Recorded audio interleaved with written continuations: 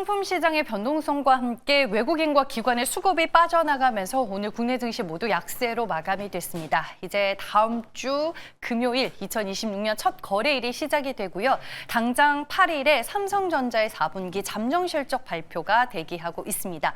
내년 초에는 시장을 어떻게 공략해야 할지 지금부터 김민성 매니저와 알아보겠습니다. 매니저님 안녕하세요. 네, 안녕하십니까. 네, 올해 마지막 거래일 시장 어떻게 보셨을까요?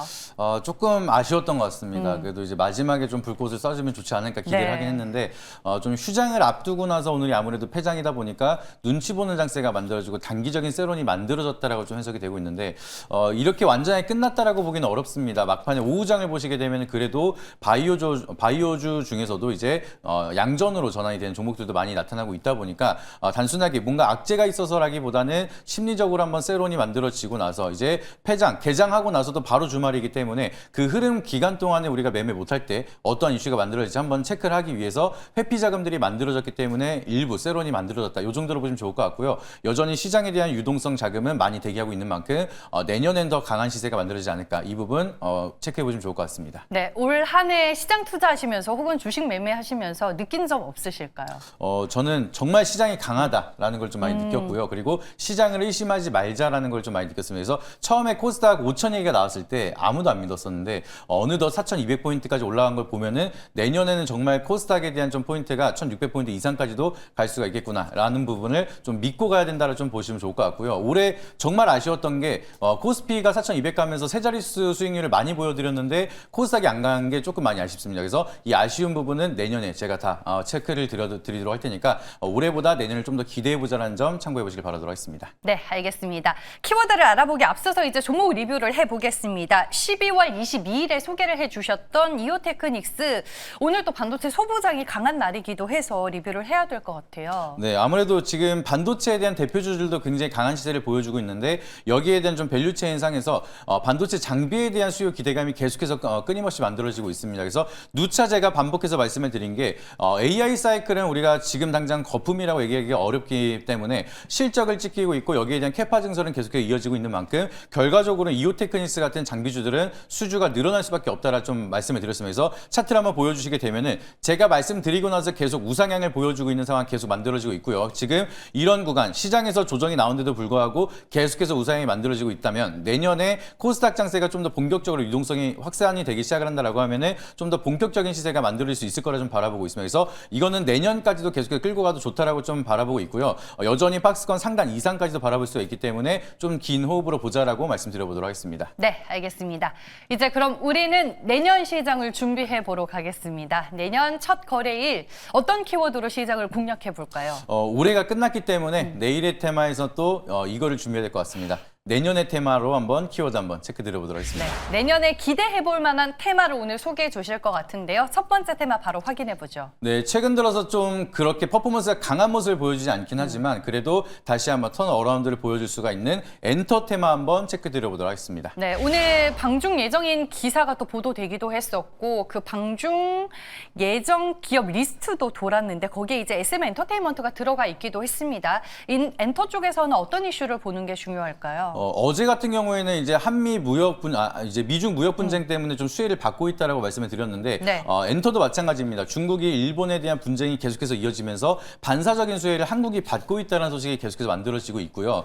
그렇기 때문에 지금 일본을 때리기 바쁜 중국 때문에 한국에서는 K-팝 콘서트를 추진하고 있다. 오히려 반사적인 수혜가 지속적으로 이어지고 있다는 점이 계속해서 중요한 키워드로 만들어지고 있는 만큼 주목해 보시면 좋을 것 같고요. 그리고 이제 방금 앵커님께서 말씀을 주셨던 것처럼 정상회담 추진에 계속해서 리스트업이 만들어지고 있는 상황이고 재계 총수들이 지금 한중 정상회담의 소식의 기대감이 커지고 있는 상황입니다. 그래서 다시 한번 사그들었던 한한령에 대한 해제 기대감이 다시 한번 만들어진다라고 하면은 우선적으로 좀 기대감이 커질 수가 있는 게 엔터테인먼트 쪽에 대한 기대감이 확산이 될 수가 있다 보니까 지금 같은 구간에서 내년 초반에는 엔터 관련된 모멘텀 계속해서 체크해 보시면 좋을 거라고 말씀드려보도록 하겠습니다. 엔터는 지금 호재가 계속 뒤따르고 있는 상황이잖아요. 네. 어떤 장점을 구체적으로 봐야 될까요? 결국에는 지금은 계속해서 커다란 기대감을 가져가고 있는 게 중국에 대한 리오프닝 시장이 다시 한번 커지게 된다.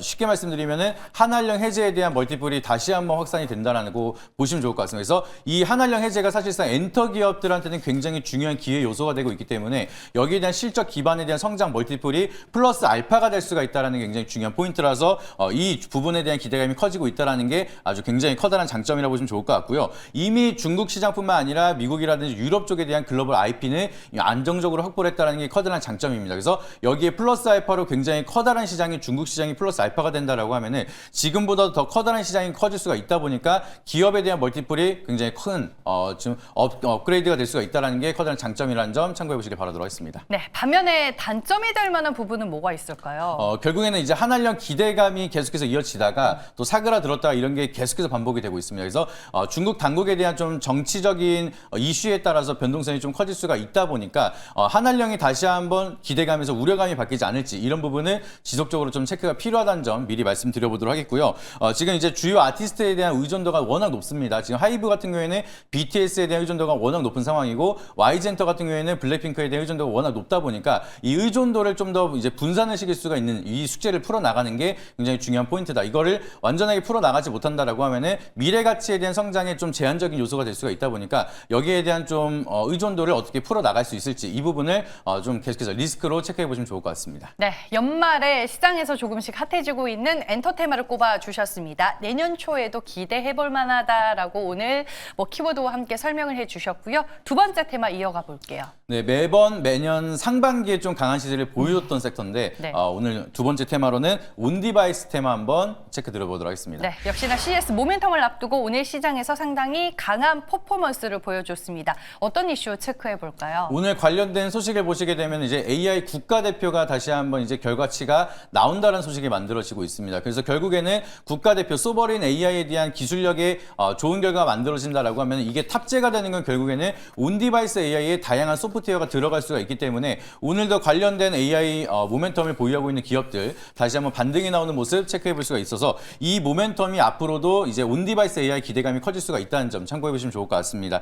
그리고 이제 계속해서 CES 2026에서는 삼성, LG전자 계속해서 이번에 많은 맞대결을 한다는 소식이 만들어지고 있는데 중요한 키워드는 온디바이스 AI 가전제품에 대한 기술력에 대한 멀티플이 이번에 다시 한번 경쟁이 이어질 수가 있다 보니까 여기에 기대감을 가져갈 수 있는 하부 벤더 기업들은 다시 한번 추가적인 수주 기대감이 만들어질 수 있는 만큼 온디바이스 AI 관련 기업들 지금부터 계속해서 관심 있게 보셔라 이렇게 말씀드려보도록 하겠습니다. 네, 이어서 온디바이스 AI의 장점 분석해 볼게요. 가장 커다란 장점은 이제 하드웨어 교체 사이클에 대한 슈퍼 사이클이 오고 있다는 점이 가장 커다란 장점인 것 같습니다.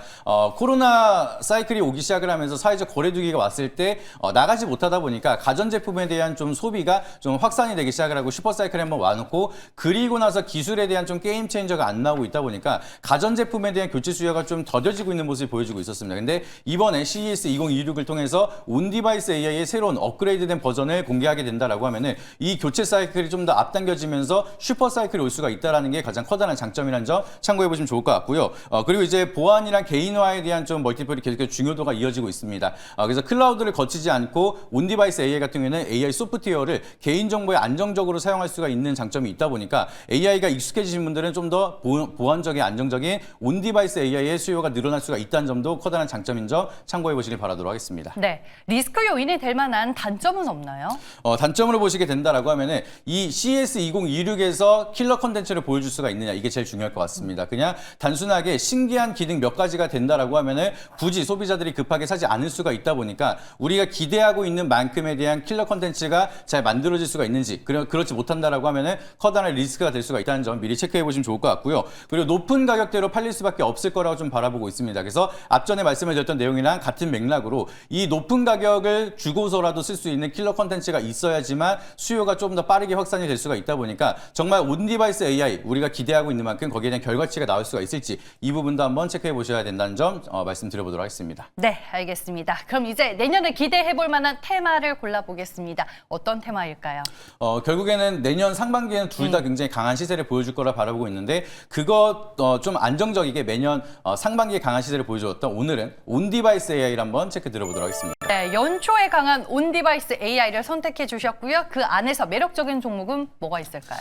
아직까지 그렇게 좀 강한 퍼포먼스를 보여주지 않고 있지만 내년 상반기에 좀 큰 상승을 기대해 볼 수 있는 QRT라는 종목 한번 체크 들어보도록 하겠습니다. 저에게는 조금 생소한 종목이거든요. 어떤 회사인지 투자 포인트 들어볼게요. 동사 같은 경우는 이제 5G나 6G 그리고 우주항공 쪽에 대한 반도체 수명을 테스트하는 장비를 공급하고 있는 기업이라 보시면 되겠고요. 앞전에는 이제 반도체 수명 테스트를 대행을 통해서 이제 수수료를 받았던 역할을 하다가 이 기술에 대한 멀티플이 굉장히 커지기 시작을 하면서 장비까지 수주를 하고 있는 상황이라 보시면 되겠습니다. 그래서 검사 장비에 대한 멀티플이 굉장히 커진 상황이고 앞으로 다방면으로 반도체가 많이 쓰여진다라고 하면은 여기에 대한 수율 테스트라든지 신뢰성 검증 테스트가 앞으로 늘어날 수밖에 없다 보니까 QRT는 안정적으로 꾸준하게 폭발적인 시세를 만들어낼 수가 있고 수주까지 늘어날 수가 있다는 점 참고해 보시면 좋을 것 같습니다. 그래서 이 자체 개발에 대한 첨단 장비에 대한 수요는 계속해서 커질 수가 있고 이번에 큐롤라라는 여기에 대한 멀티플이 시장의 부각이 아직은 제대로 되지 않았기 때문에 상방으로 올라갈 수 있는 재료가 여전히 많이 남아있다는 점 참고해 보시면 좋을 것 같고요. 계속해서 4차 산업에 대한 산업 기대감이 커지면 커질수록 QRT는 앞으로 내년 상반기까지 계속해서 언급이 될 가능성이 높다는 점도 참고해 보시길 바라도록 하겠습니다. 원래는 반도체 검사 그리고 분석을 대행해주는 업체였는데 이제 검사 장비 업체로 변모를 하고 있고 반도체뿐만 아니라 우주항공 쪽으로 사업을 다변화하고 있다라고 투자 포인트 잡아주셨습니다. 가격 전략 어떻게 보시나요? 네, QRT는 넥스트레이드로 접근이 안 되는 종목이기 때문에 내년 첫 거래일에 매수로 시초가로 말씀을 드려보도록 했고요. 여기서 반등이 나온다라고 하면 저는 1차 목표가는 전고점의 앞전에 윗꼬리를 달았던 구간 18,600원은 한번 터치할 거라고 생각을 하기 때문에 1차 목표가 18,600원, 손절가 라인은 추세 잇따라는 14,500원 말씀드려보도록 하겠습니다. 네, 알겠습니다. 2026년 첫 거래일의 시초가로 공략해 보시길 바라겠습니다. 마지막으로 네이버 밴드 찾아가는 방법 들어볼게요. 네, 네이버 밴드 김민성 검색하시게 되면 연휴간에도 여러분들이 꼭 아셔야 되는 포인트들 자세하게 설명을 드려보도록 하겠습니다. 그래서 올해 결과가 조금 아쉬웠거나 만족스러웠던 분들은 내년에 더 좋은 퍼포먼스 제가 많이 보여드리도록 할 테니까 네이버 밴드 김민성 검색하셔서 내년 한 해 같이 준비하시길 바라도록 하겠고요. 마지막으로 새해 복 많이 받으시길 바라도록 하겠습니다. 네, 알겠습니다. 대결 내일의 테마는 여기까지고요. 지금까지 매일경제TV 김민성 주머니 매니저와 함께했습니다. 고맙습니다.